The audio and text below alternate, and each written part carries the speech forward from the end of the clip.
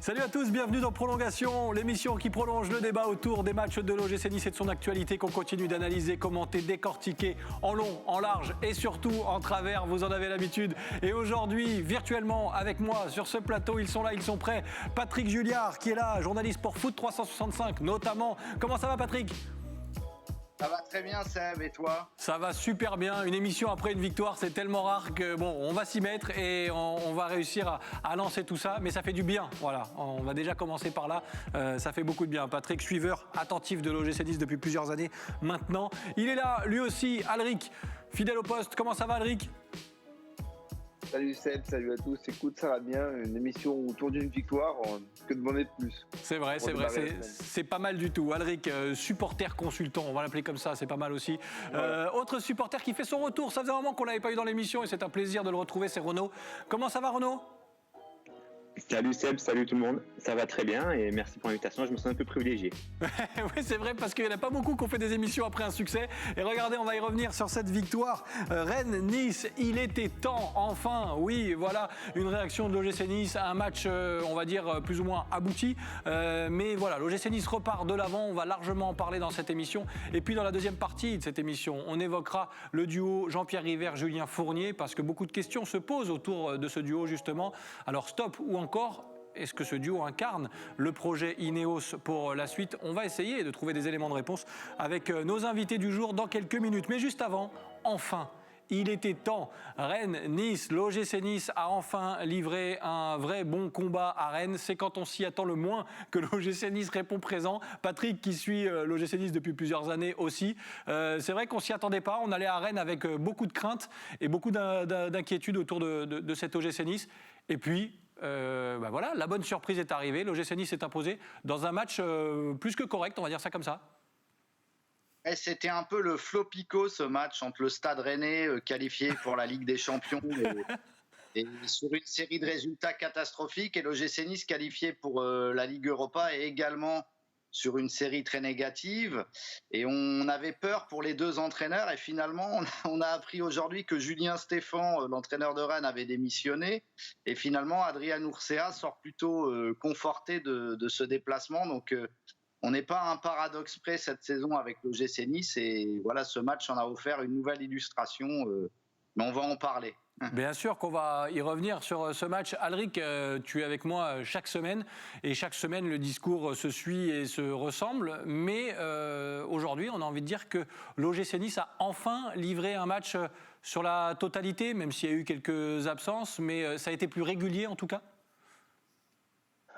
J'ai l'impression qu'on dit ça à chaque victoire. Enfin, on a réussi à faire quelque chose. Enfin. C'est vrai. Le truc, c'est que oui, on a vu du combat, on a vu par séquence du jeu, mais on a aussi vu les erreurs qui sont typiques de l'OGC Nice, même venant de joueurs plutôt bons depuis qu'ils sont arrivés, comme Salida par exemple, comme Todibo, qui aurait pu se faire expulser à un moment donné. On va y revenir, oui. On a vu de bonnes choses, mais on a vu aussi les défauts d'une équipe malade. Et je reprends une expression que j'avais vue un petit peu sur les réseaux sociaux. J'ai eu l'impression qu'on avait vu un match contre une équipe miroir. C'est-à-dire que Rennes se trouvait exactement au même stade que se trouvait Nice lors du match aller. Une équipe qui était en grande difficulté, qui a été stérile, qui a tenté des choses mais sans grande conviction. Et là, c'était un peu la même chose. J'ai l'impression que l'OGC Nice a été relancé par Rennes. Et pourquoi pas ? Moi, je suis toujours preneur. Mais il y a un paradoxe avec l'OGC Nice, c'est qu'on se fait battre contre Metz et qu'on va gagner à Rennes. Enfin, c'est un peu bizarre. Et c'est un peu le résumé de notre saison. C'est inquiétant quand tu sais que tu reçois Nîmes dans 2 jours. Mais Renaud, ce match face à Rennes, et on a évoqué, Alric l'évoquait aussi, l'adversaire. Est-ce que Nice a été plutôt bon ? Est-ce que Rennes est passé à côté ? Est-ce que c'est un petit peu des deux ? Vous avez très bien résumé le match. C'est vrai que avant le match, on aurait peut-être été assez craintif dans le sens où quand on voit Danilic positionné arrière droit, pas forcément réputé pour sa vitesse, on pouvait craindre un peu qu'il souffre face à Terrier. Il y a des choix qui ont porté un peu à l'interrogation et au final, ils ont été payants. Après, c'est vrai que c'est l'OGC Nice de cette saison, capable de faire des bons matchs, de passer complètement au travers contre les équipes bas de tableau. Rennes, on l'a vu, Rennes c'est une équipe qui est en doute au moins autant que nous. On a eu le mérite de faire un bon match. match et puis de les plonger dans le doute. Mais c'est vrai que, comme Alric l'a souligné, on fait une très bonne 35 premières minutes où on doit breaker, et puis au final, en 10 minutes, on peut se retrouver carrément à l'envers avec l'égalisation et un rouge dans la foulée. Donc ça nous a souri cette fois-ci, et il faut absolument confirmer mercredi contre Nîmes. On va revenir sur les faits de jeu dans quelques instants. Patrick, je voulais te faire réagir, et Renaud l'a évoqué, à cette composition qu'on va découvrir. Adrien Urcea avait fait des choix. Alors, on ne va pas se mentir, et je suis le premier à faire mon mea culpa. Quand j'ai vu la composition, je me suis dit, oulala, quelle invention a-t-il encore trouvé pour ce déplacement? Danny Luc à droite, évidemment. Ensoki à gauche, il l'a déjà fait. On sait que, notamment, en plus, il n'est pas en confiance, mais que ce n'est pas son poste de prédilection non plus. Camara repositionné un petit peu plus haut. Patrick, il a réussi son coup finalement, Urcea, mais tu as été surpris aussi de voir cette composition? Oui, j'ai été surpris parce qu'une défense à 4 avec 4 centraux, à part parfois dans les équipes types de la FIFA ou de la CAF, c'est rare qu'on en voit venant d'un vrai technicien, mais au final, je trouve que l'idée était surtout de renforcer les côtés avec des paires défensifs, puisque Camara, qui est un défenseur de formation, bon, il était positionné haut sur le schéma, mais il est beaucoup revenu aider sa défense. Et Mizia n'a pas ménagé ses efforts non plus, même si c'est lui pas du tout un défenseur de formation. Donc c'était plutôt bien vu, et surtout la vraie bonne surprise et les doutes qui ont été élevés, c'est au niveau du milieu, parce que si la défense a tenu, c'est non seulement grâce aux défenseurs, même si Saliba et Todibo n'ont pas paradoxalement fait leur meilleur match, mais surtout parce que la défense a été pour une fois bien protégée par son milieu de terrain. Schneiderlin qui a enfin eu le volume et l'impact qu'on attendait d'une recrue comme lui, et Boudaoui qui a été exceptionnel dans son rayonnement et dans son volume de jeu. Donc c'est forcément un plus énorme quand une défense qui en plus doutait est bien protégée, ce qui était jusqu'alors pas du tout le cas par le milieu de terrain. Alric, tu vas dans le sens de ce que dit Patrick. C'est vrai que ce milieu de terrain, il a été costaud, il a été solide à l'image de Boudaoui. Claude Maurice a fait quelques belles choses aussi. Alors lui, il est plus sur courant alternatif parce qu'on l'avait vu faire des belles choses, notamment au Parc des Princes. C'est un coup de chance pour Urcea, c'est un coup de génie, c'est un coup de poker qu'il a tenté. Ça a marché? On est dans un stade où il faut parfois revenir aux choses simples, et quand on voit que ça ne fonctionne pas, peut-être prendre des risques. Il a pris ce risque parce que si on a aussi une déficience sur les latéraux, parce qu'on a des joueurs blessés qui ne pouvaient pas revenir. Je pense à Talé Lotomba, par exemple. Oui, donc il a pris ce risque. Ça aurait pu être catastrophique. Ça a été payant. C'est à mettre à son crédit. Après, c'est vrai que le milieu de terrain a été grandement utile. Et quand je regarde cette composition, moi, je suis assez fan de ce trio Schneiderlin, Claude Maurice, Boudaoui. Et Boudaoui s'affirme de match en match. Même si je le trouve encore un peu fragile physiquement, parce que je crois qu'il est sorti à l'heure de jeu sur une espèce de béquille ou quelque chose comme ça. Il a été monstrueux, et c'est de bon augure pour la suite, parce qu'on aura besoin de joueurs comme ça qui sont capables de faire des différences et de briser des lignes. On débriefe une victoire, ça aurait pu être différent. On va regarder un tweet d'un supporter qui a réagi. Alors ils ont été nombreux. Surtout ne pas s'enflammer. On s'en sort très bien avec la faute non sifflée de Todibo qui est le tournant du match. Tout aurait pu basculer du côté rennais. Néanmoins, on a retrouvé des valeurs de combativité, des satisfactions individuelles, avec notamment le match de Titan de Boudaoui. On vient d'en parler. Cette faute, Renaud, tu l'as évoqué un petit peu tout à l'heure. C'est vrai qu'on ne va pas se mentir, et que si on est à la place des Rennais, on peut crier au scandale quand on voit que le défenseur niçois n'est pas expulsé. Ah oui, clairement, je pense qu'on est tous d'accord. Hein. L'attaquant a le mérite d'être honnête et de vouloir jouer le coup jusqu'au bout. Tant mieux pour nous. Mais c'est vrai que, au-delà, comme disait Alric, on a retrouvé des fondamentaux. Donc c'est vrai que Saliba et Todibo, ils font chacun leur erreur. Mais derrière, on a vu une équipe qui a couru tous ensemble, tout le monde a défendu.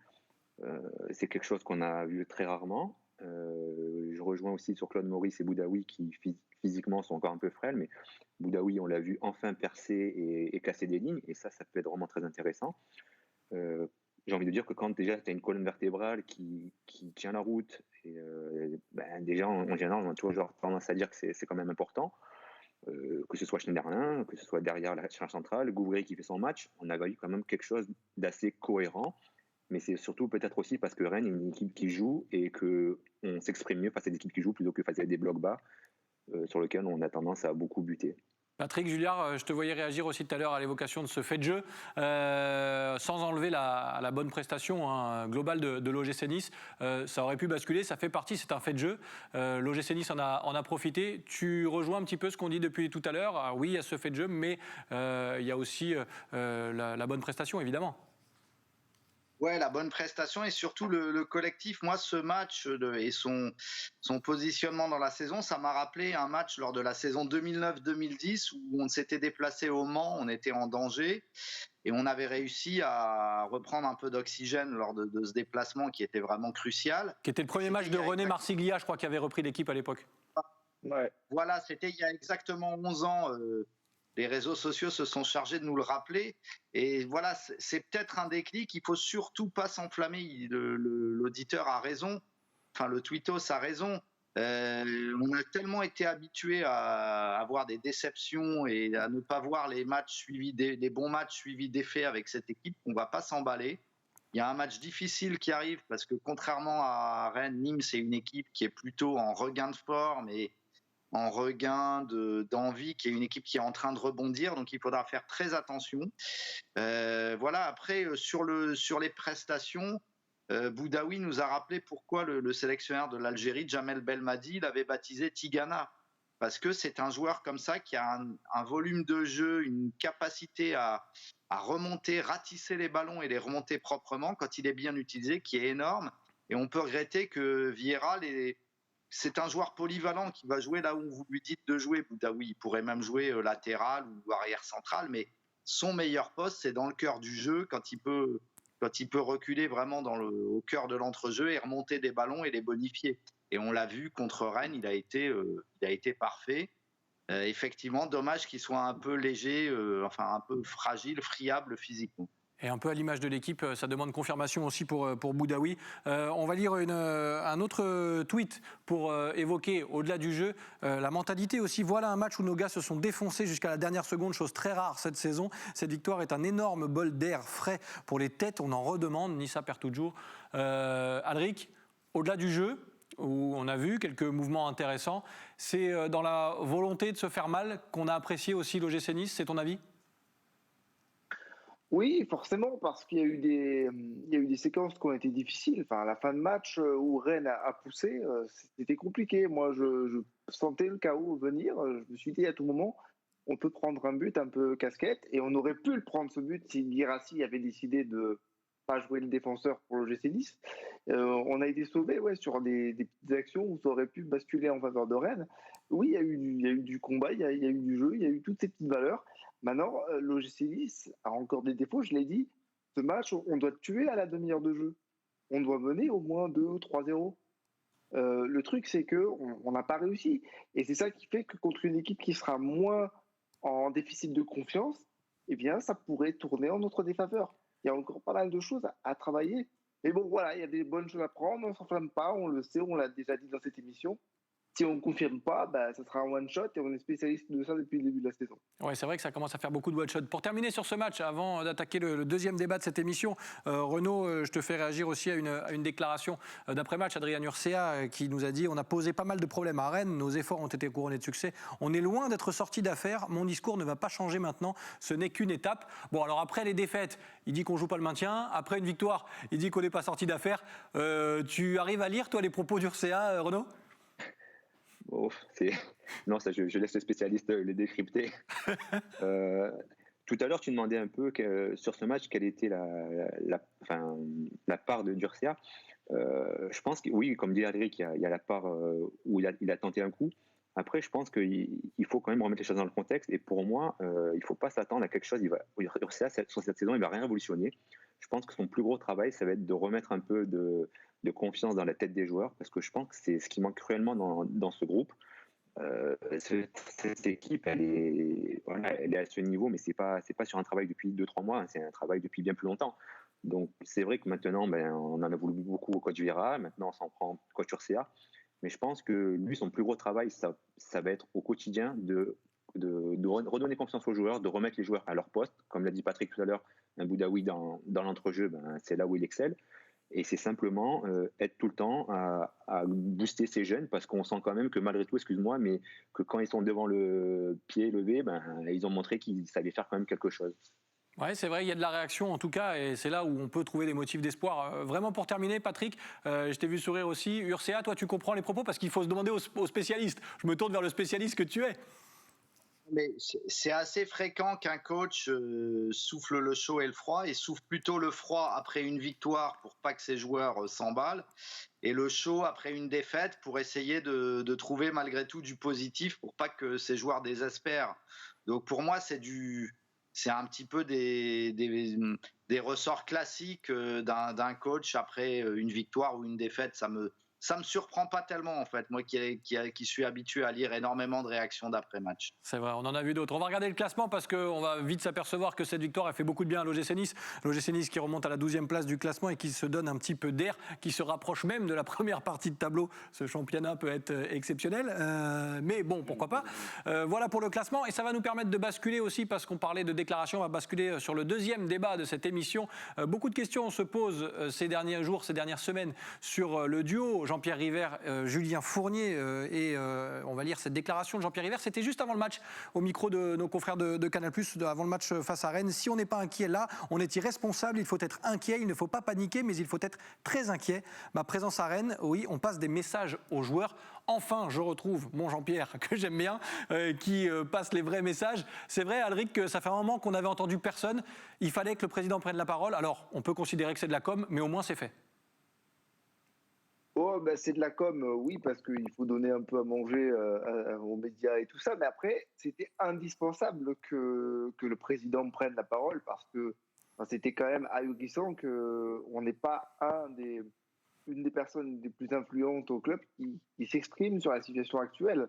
Donc c'était indispensable à un moment donné que Jean-Pierre River prenne la parole en tant que président du club.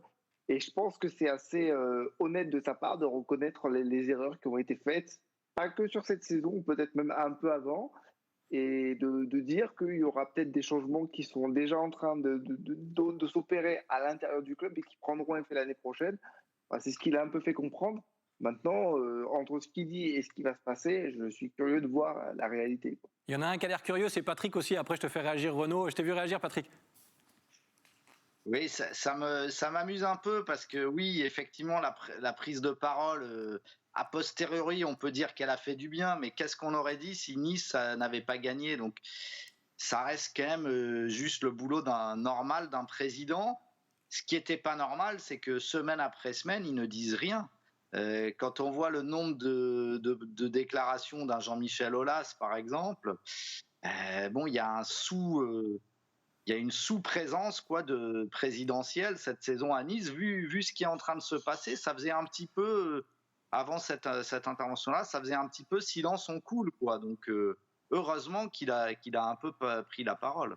Alors le duo, Jean-Pierre River, qui va souvent avec Julien Fournier, directeur du football, si je ne dis pas de bêtises, a longtemps eu le totem d'immunité pendant de longues années. Ça a l'air de tourner un petit peu, notamment sur les réseaux sociaux. Beaucoup de supporters se posent des questions. Renaud, est-ce que toi tu t'en poses? Est-ce que les critiques envers ce duo sont justifiées selon toi? Oui, je pense que moi je suis un des premiers à être reconnaissant à tout le travail qu'ils ont accompli depuis leur arrivée. Ils nous ont amené les investisseurs Ineos. Maintenant, oui, je pense qu'on a le droit de se demander si la barre maintenant n'est pas trop haute et s'ils n'ont pas besoin d'un accompagnement. Ce ne serait pas une faute d'échec, au contraire. Moi, je suis très content que le président ait enfin pris la parole ce week-end. Maintenant, c'est vrai qu'il a annoncé des actes et des décisions pour la saison prochaine. J'espère qu'ils auront quand même l'honnêteté de voir qu'ils ont besoin d'être encadrés, qu'il y a peut-être besoin d'un vrai directeur sportif, par exemple, qui connaisse bien le football, et d'un entraîneur capable d'amener ce groupe, de faire performer ce groupe, d'accompagner ces jeunes avec des joueurs cadres confirmés qui nous font cruellement défaut. Alric, on va regarder un tweet sur le sujet, un des nombreux tweets envoyés par les supporters sur le compte de prolongation. Disons qu'entre 2011 et 2016, ils ont fait un très bon travail pour développer le club, mais il n'y a pas d'immunité pour autant. On est en 2021 et depuis leur retour, ils ont fait trop d'erreurs. À moins de gros changements et de réelles ambitions cet été, ils devront partir. Ils ont été bons gestionnaires, ils ont parfois été souvent même bons recruteurs. Ça semble aller un petit peu moins bien à ce niveau-là pour Jean-Pierre River et Julien Fournier. Est-ce que toi, tu partages un petit peu ces avis ? Est-ce que finalement, ils doivent, eux, incarner la suite du projet Ineos ? Sans rentrer dans une espèce de culture du moment et dire qu'ils doivent partir parce que c'est pas bien ce qui se passe en ce moment, force est de reconnaître que oui, effectivement, je dirais que depuis la fin de la période de Lucien Favre, et même dès la deuxième saison de Lucien Favre, où même le coach disait lui-même qu'il y avait des choses qui ne lui plaisaient pas vraiment, on commençait à voir un peu de faiblesse dans la gestion du duo River-Fournier, notamment au niveau des mercatos, au niveau je sais pas trop, du discours en général. On parlait toujours de transition alors qu'on sortait d'une 3e place et qu'on aurait pu qu'on aurait pu préparer quelque chose de mieux. Bref, depuis 2016, effectivement, ça me paraît un peu plus compliqué. Alors, ça ne remet pas en question tout ce qu'ils ont fait jusqu'à maintenant, mais Non, je bien pense sûr. qu'effectivement, c'est bien de dire, OK, alors on va arrêter de vivre sur le passé, on va regarder un peu ce qui se passe en ce moment, et peut-être que, comme l'a dit Renaud, sans forcément qu'ils partent, peut-être qu'il faudrait les replacer à des postes, notamment Julien Fournier, où ils sont bons, et mettre des gens plus compétents pour les entourer dans des postes un peu plus clés qu'ils ne maîtrisent peut-être un peu moins, effectivement. Tu évoques Julien Fournier, on va regarder un dernier tweet et je vais donner la parole à Patrick Julliard aussi dans quelques secondes. Personnellement, Fournier ne doit plus du tout s'occuper du sportif, il fait n'importe quoi depuis quelques saisons, dans n'importe quelle boîte, tu fais pendant 3 ans, peu importe ce que tu as pu apporter à l'entreprise, t'es viré, Fournier ne doit plus s'occuper du sportif. Il cristallise beaucoup de critiques, Patrick Julien Fournier, alors est-ce que c'est son air sympathique et aimable qui veut ça ? Je ne sais pas, est-ce que ce sont ses mercatos qui sont parfois un petit peu ratés ces dernières saisons ? Il faut appeler les choses comme elles sont. Est-ce que c'est à lui de payer ces mercatos ratés ? Est-ce que c'est à lui aussi de prendre cette responsabilité selon toi ? On parle de ce duo, hein, bien sûr, parce qu'il fonctionne toujours par pair, hein, Jean-Pierre River et Julien Fournier, mais il cristallise beaucoup de critiques, Julien Fournier. Oui, c'est surtout Julien Fournier, parce que Jean-Pierre River, pour ce qui est de son travail de président, de la représentation de l'incarnation du club, bon, il a pas changé, il fait toujours ça plutôt bien. Effectivement, c'est Fournier qui cristallise les critiques. Il y a une sorte de défiance originelle, puisque rappelons que Julien Fournier est Marseillais, donc à Nice, il n'a pas un capital sympathie spontané énorme. Et puis, oui, évidemment, il est responsable, puisque longtemps, après leur retour, après le retour du duo, ils se sont cachés derrière le fait que les actionnaires sino-américains n'étaient pas à la hauteur. Maintenant qu'Ineos a pris les commandes grâce à eux, là, ils ne peuvent plus avoir ce discours-là. Et moi, je trouve que le recrutement... Alors d'abord, on a annoncé des chiffres qui étaient sûrement exagérés quand on parlait de 80 millions d'euros d'enveloppe pour recruter. Je pense qu'en contexte de Covid et de mercato ralenti, c'est beaucoup, mais on est très loin du compte. Et puis, il y a eu, à mon avis, des erreurs, mais qui sont peut-être dues autant à Ineos qu'à Fournier, mais il y a eu des erreurs sur les profils des joueurs. Si vous regardez au-delà du talent et des qualités des uns et des autres, si on regarde tous les joueurs qui ont été recrutés, notamment cet été, ce sont tous des joueurs venant de grands clubs, enfin de clubs de standing supérieur à l'OGC Nice, et y compris pour les Young Boys Bern, qui est un abonné à la Ligue des Champions et multi-champion de Suisse pour l'Otomba. Et ce sont des joueurs un peu en échec, ou du moins qui n'ont pas réussi à s'imposer totalement dans ces grands clubs, et qui viennent à Nice un petit peu quand même pour se relancer, et qui donc se servent de Nice comme d'un tremplin personnel.